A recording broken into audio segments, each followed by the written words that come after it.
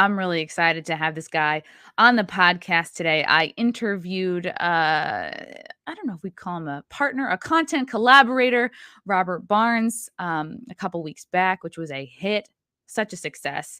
So I'm so excited to have him on the program today. He is a Canadian. He's a lawyer. He's a YouTuber. He's attractive. I mean, he's the whole package.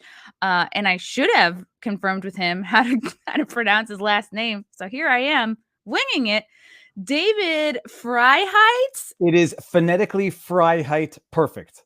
In French, we just roll the R's. We go Freiheit, but Freiheit. That sounds almost German. It is well, it's Germanic. It depends. It is of Germanic descent. I'm of a Jewish Germanic descent, so it was Yiddish. With my grandfather had it, but it is verbatim in German, freedom. And the thing is, it's an interesting lesson. Frei is free, and Heit is the state of. So Freiheit is the state of being free.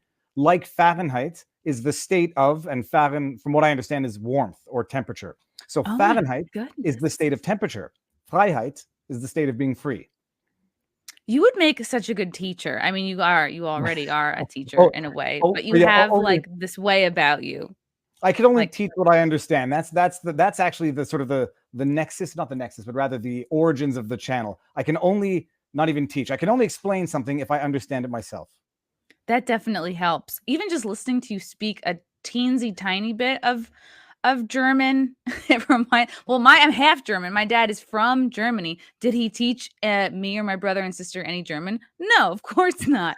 I think he'll occasionally, like when we would encounter another German person, then it comes out. Like my whole childhood growing up, nothing, not a word. I think I know how to say like I love you, and that's it. But like if he meets a random guy on the street, he'll be like, he was pointing to my mom at one point. He'd be like, "This is mein Frau." Like he comes out of it out of nowhere with his German skills. When I was studying philosophy and we were studying Heidegger, I decided I wanted to try to learn German, but learning a new language in your 20s is virtually impossible. So I know the Ich liebe dich, and then I know some German that I learned from that South Park movie, but I'm not sure I'm allowed to repeat that on the internet these days.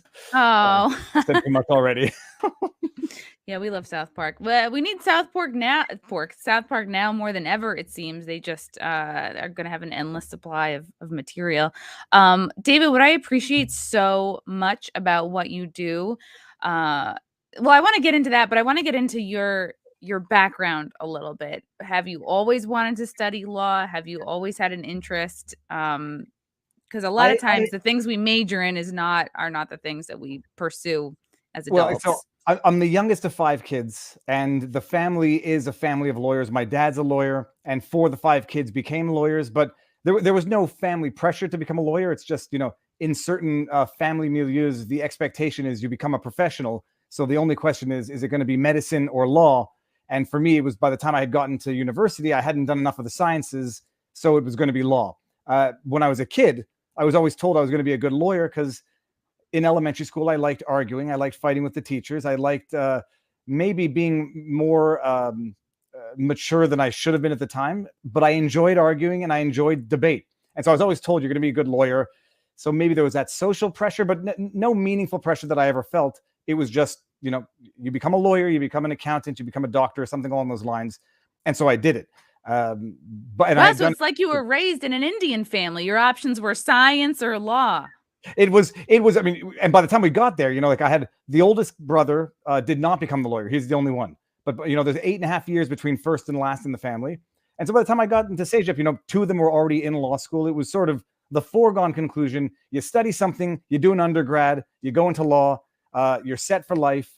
And, then you get into law and you're like, yeah, this isn't exactly what it looked like in LA Law or on Suits. This is a lot more tedious, a lot more paper pushing, and a lot more spinning wheels just for the sake of spinning wheels and not feeling like you're making the slightest difference on the world around you. Wow, which is most jobs. That's where, like, I appreciate that. They're not everybody gets to love their job, and then a lot of people just don't like their jobs, and it becomes a means to an ends of sorts. But at some point, people have this existential crisis, or at least I did myself, which is you get one life on this earth to live, And what are you going to, you don't know if you're going to die at 50. You don't know if you're going to die at 103 like my grandmother. But what are you going to do at that time? And if it's going to be spent literally mulling over your existence every day you go into the office at 7 o'clock and you see the sunrise, you're like, geez, if I'm doing this in 10 years and then I die of a heart attack, I will be very, very angry. Of course, you don't know when you died, but you just know that moment before, this was not what I was put on this earth to do. And I mean, I'm lucky I branched out, but it was after quite a bit of risk and adventure.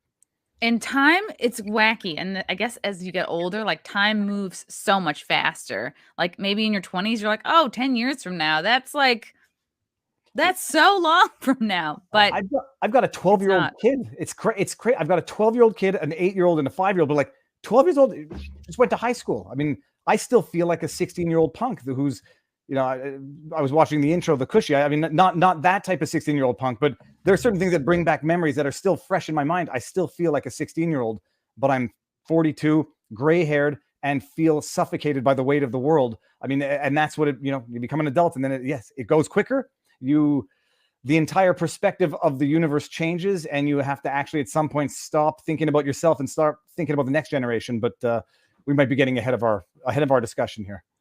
Was there a moment? Was there a certain time or certain event that made you sort of change course from whatever job you had to being like, oh, I need to focus on, freedoms and helping the country, I guess? Well, that was the later part. I was having a lot of fun just doing the YouTube stuff, but I guess the progression is this: studied philosophy before law, which was fun. I did a year in Paris exchange and revamped my French, came back, finished my philosophy degree. Then I studied law at a French university out in Quebec City. Oh, are you fluent in French?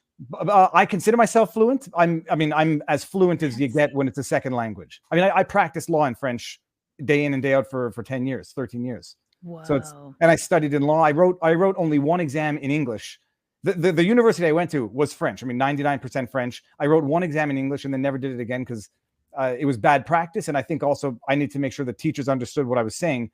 So the French province, 85% French, practice is 50-50, but most judges are French. So I practice in French. I think I'm fluently bilingual.